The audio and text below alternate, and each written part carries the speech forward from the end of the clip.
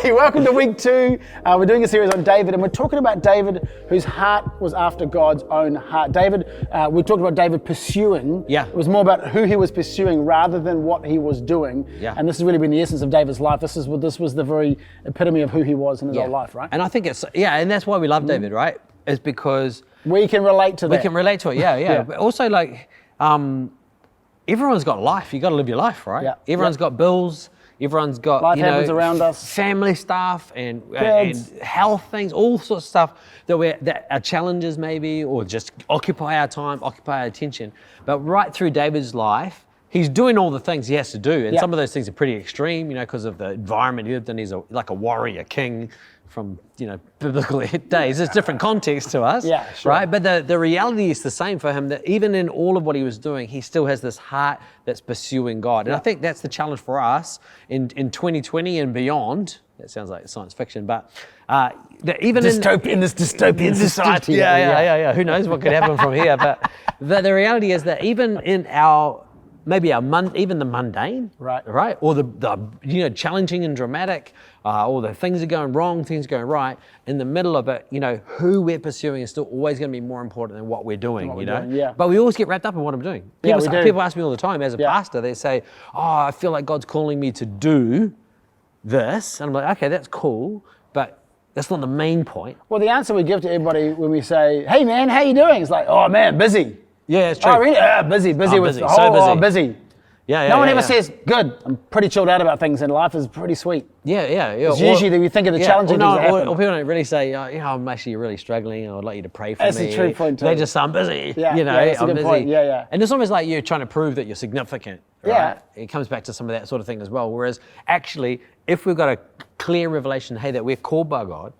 There's the things that happen at the human level, but at a level beyond that, God's working out his plan in history, and we get to play a small part in it. Maybe like an extra, but it's still a part, right? It's an extra. Maybe no talking lines, right? But we're not just a tree. There's the things for us to do in the plan of God that can make a difference. And I always think about, when I think about calling of God and God using circumstances, I always think about the feeding of the 5,000 and the boy who brought his lunch. Right? He just brought his lunch. Yeah. But just his lunch. He was just turning up for the show. Jesus is going to do something, and he's just like, it's like turning up with popcorn and Coke and kind of going, man, what's going to happen? Yeah. And it turns out, because he was willing and open, he saw beyond his own lunch. God is then able to multiply his lunch. He gets to be part of this miracle, right? And he's not really the hero of the story. Yeah. Jesus is the hero story. And if we think about David's not the hero of the story. It's God's plan that's the hero, right? But we get to be part of the story as long as we're prepared to lift our head out of our own lunchbox and look around and say, hey, what's something I can do to help here, So David, we talked last week, David was anointed to be king. Yeah, and that's the first idea. He's chosen by God. So Samuel the prophet, remember, puts his hand on him and anoints him with oil. Then he goes back into the field, right? But there's this gap now. He was called to be king. But this week we want to talk about David being our worshipper. Yeah. So what was it? Why was David called a worshiper? It's interesting. I think it's really interesting. And I think it's a bit counterintuitive, right? So we know that God's called us to rule and reign with him. Mm-hmm. And we know that David was called to be king. It's partly why David's important, because Jesus is the king, and then we're all kings under Christ. We're called to rule and reign. That means we're called to take responsibility. We're called to, change atmospheres. Take dominion, take and ground. You'd think that if you're going to anoint someone to be king, you're going to anoint somebody king, what would lesson number 1 be? It would either be about managing people, leading armies, or it wouldn't be about, building big cities, right? Yep. But lesson number 1, we see the next sort of key story, in part of the story of David is we see him as a worshiper. And I think it's really important, lesson number 1. Actually, where all of our ability to be king and rule and reign, all of that's going to come from our actual heart connection, our proper heart connection to God. And the only proper heart connection to God is a heart of worship. Yeah. There's actually no other way to approach God. Like, it's not like, I'm going to approach God. How should I appear today? I'm just going to be like laid back and whatever. No, the only way to appear before God, if God's who we say he is, the only way we relate to him is as worship. It's the only way because you can. Because again, if take a step back, right? So David's anointed to be king. What is he? He's a teenager. He's a teenager. He's a young teenager. Yeah. And it's like, and the most important person in the country just said, God is going to make you king. Yeah. So he's he's probably feeling pretty good about himself. Yeah, I imagine hey. Yeah. He's the youngest brother as well. What's he saying to the older brothers? Exactly. I'm pretty sure God didn't choose you, Eliab. And you'd think, God's, if you get chosen now to do something like that, like if you get selected as a schoolboy, they mark you out to be like a professional sports person, then you go into all this training and preparation to be a sports person. And that's what David did. But the first thing that God wants to teach him. And before that, there's a sense of notoriety, especially in your school. Everyone knows. Yeah, Jordan totally. Hey, are you the guy that got the contract with the thing? Totally. Well, yeah, I'm trying to be humble about it, but yes. This is not a true story about me. It's not a true story. Neither of us got chosen for much. We're just imagining We're imagining what it would be like. I had friends that were chosen. But there's that notoriety, especially in school, that age. There were people in your school. They weren't your friends. Yeah. I mean, I am an Auckland Rugby League champion. I don't want to go into that now. Oh, it's awkward, for that sort of stuff. But it's the most amazing thing about David. That's why we love David, was because he learned to be a worshipper. Yeah. He played the harp.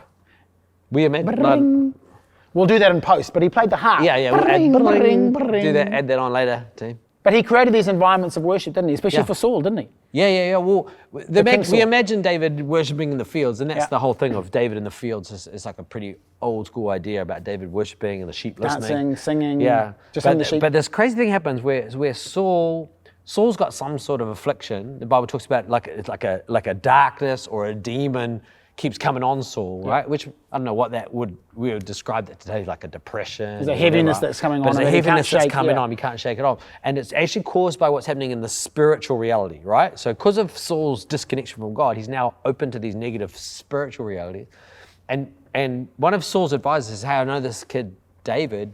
He plays the harp well." So David gets his first job on his way to being king is his shepherd boy, and now he gets called in to worship. Yeah. Right? And he plays the harp and he sings because of obviously David's connection in the spirit with God. His real heart connection, because that's who he's pursuing is God.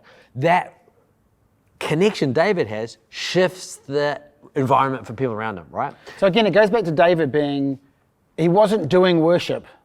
Hey, let's just do some worship now. No. But he was pursuing God. By, and because he'd already pursued God out there in the field, it was almost like it was second nature. It was just spiritual muscle memory to him to go, the best thing we can do is to create an atmosphere where God can do something. So that's like for us on Sunday, we don't just do worship on Sunday. We don't, 2 fast songs, 2 slow songs. That's not our only worship, is it though? No, that's important because that's some time we set aside together. David didn't have a temple, But it was something David's doing all the time, right? It's David in the field, he's singing, but then what happens is God takes that worship heart and then uses it to create influence in the real world. Right. And so often what we think when we call by God, we need to get busy doing king things, right? Sharpening our sword. Yeah. But what God did is God used David's heart for worship. That was where he begins to build these things like authority and power and his big bossness. David becomes the big boss, man, in the whole region. Yeah. Right? He doesn't just become king of Israel, he becomes the big boss in the whole region. But it begins for David, and I think it begins for us as well. The plans and the purpose of God, they're going to outwork in our life, and it's going to be to do with the level of worship that we create in our own heart, right? And we see it first when he gets that job with Saul, where the worship he creates in the heart begins to influence and impact the environment around him. Because worship connects us with the invisible realities, right? I keep pointing up there, the invisible realities, maybe they're up there, maybe they're down, whatever. But the thing is, they're beyond, right? And so much of our lives, we're focused on the here and now, or we're focused on the past. Yeah. So we feel ashamed or disappointed, or we think of our glory days of winning the under-13 National Rugby League title. Under-17, but anyway. Rugby League title. But okay, that's for another series. We're thinking of the glory days, or we're thinking of our disappointments, or we're busy with here and now. But David's able, through that heart of worship, to connect with, hey, God's got a plan that's bigger than all of things, right? But he may not even have known that. He was just was he just a worshiper? He's just Do you think God had? He just knew what it was to worship. Yeah. And I think sometimes but that connects him with this. But there's a beautiful simplicity about just worship. Worship in your car, worship at home, worship in your eGroup, worship on Sunday, just worship God. And it's almost like God says, cool, I'll steward you now. If you steward what I give you, then God begins to open up. Then God opens up doors. Yeah, I agree. Rather than trying, as you said, and strive and push through doors and push things open in a natural sense, Because so often we can say, I've just got to make these things happen. No, worship God, pursue Him, and He'll give you the desires. Delight yourself in Him, and that's He'll where give you the desires of your that's heart. in business, in things we want to progress in our family, we want to move forward in a career. It's not going to come out of us just striving. It's going to come out of a heart of worship, right? Because we want God to position us. You know, we don't want to just be forcing ourselves forward in life, right? But our movement forward in life comes from this connection in the invisible realities first and foremost. Great question for your eGroup for this week, for week 2. David was a worshiper. How can you go deeper in worship with God? Great question for you to discuss in your eGroup. We'll see you next week for week 3.